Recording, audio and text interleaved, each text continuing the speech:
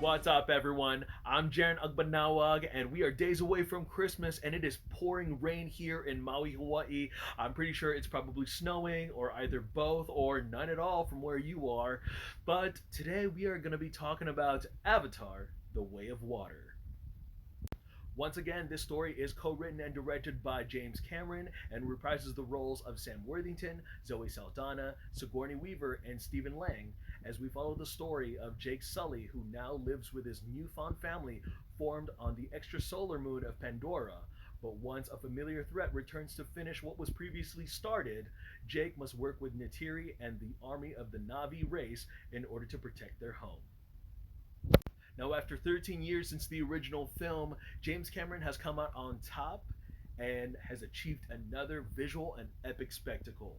Now, the guy may talk a lot of flack about superhero movies on his high horse, but as a filmmaker, you gotta respect the process of his perfection and how much dedication he's put into the world of Pandora. There is no other review that you are going to watch or read without them mentioning about how jaw-dropping the special, visual, and 3D effects were for this movie. As for me, I decided to skip the 3D.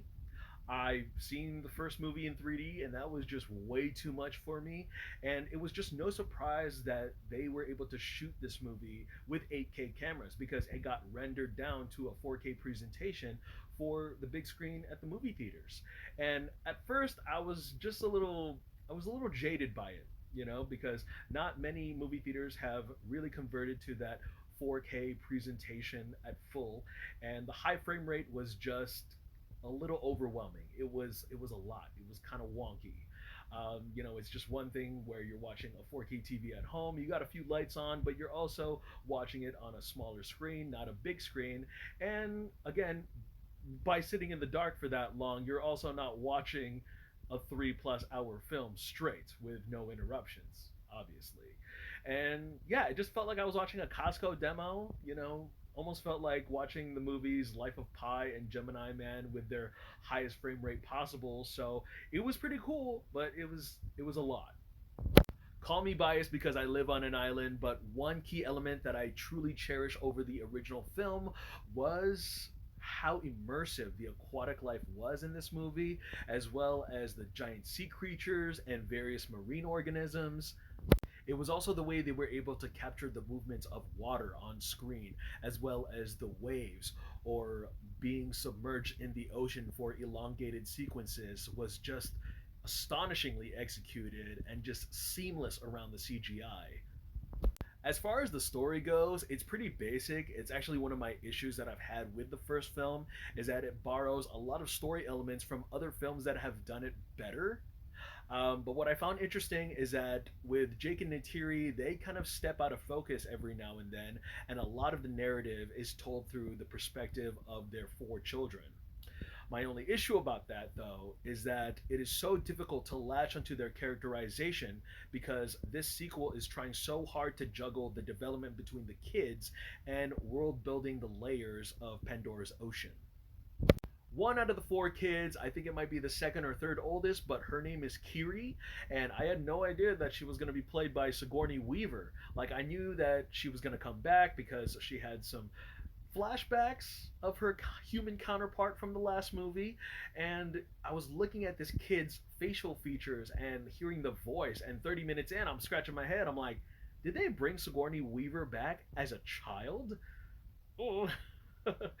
Well, anyways, what I found a little bit interesting and kind of annoyed with at the same time was that they kind of get into her arc and they kind of get into this whole thing where she has a connection with Awa. And it doesn't necessarily come to fruition, and we are left with more questions than answers that I feel like they might be saving all of this for another sequel, another installments. But I just didn't like how they kind of teased us with it and just never brought it up again. Now, this is not a spoiler unless you've been staying away from the trailers, not looking at the posters, or even looking at IMDb for that matter, but it should come to no surprise that Stephen Lang has reprised his role once again as the Colonel, as the villain, and I'm over there thinking to myself when I first heard the news, I was like, how is this guy back? Isn't he like dead? Like dead dead? I know. I know. I'm not going to even explain to you. I'm going to let you watch the movie or leave that up to your imagination as to how he's back. But his motivations are just as lackluster as the story. Literally, the entire runtime, all he wants to do is hunt down Jake and Neytiri and their children and get his revenge. And that's pretty much it. And every time the story cuts back to him and what he's doing, I'm just like, his whole vibe is rinse and repeat. He's a good villain. Stephen Lang is a good villain. I just, if they were going to replace him, they needed someone more menacing. But at the same time, I just did not care for his goal. I did not care for him to be included in the story. There's also a character named Spider. He's a human child who was raised on Pandora and has been learning and adapting into the ways of the Na'vi.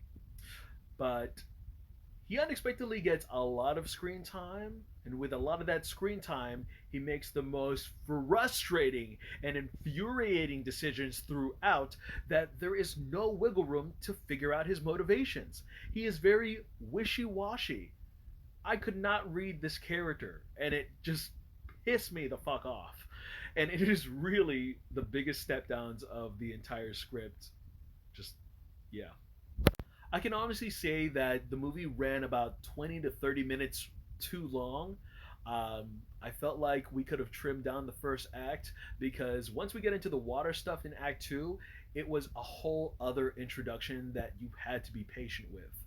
And by the time it gets to the end of Act 2, you're feeling that fatigue of style over substance. Once the action kicked into gear, I was all in.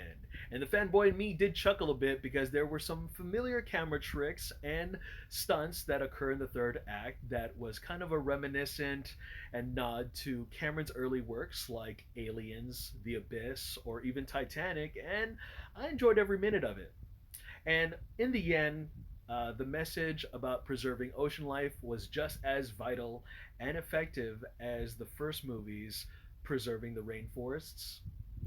Overall, was this sequel worth the wait for over a decade? And I gotta say, absolutely. If you like the first one, you're gonna like the second one. Go ahead, support your local movie theaters, check it out on the biggest screen if you can. If Cameron is gonna dedicate the rest of his career to making more Avatar movies, then you know what? I'm game. Give me four more. All right, guys, that's all I got to say about that movie. Go ahead and check it out if you want. Thank you guys again so much for watching. Look forward to more reviews because I am Jaren Ugbanawag, and I will see you guys at the movies. In the meantime, take care. Happy holidays.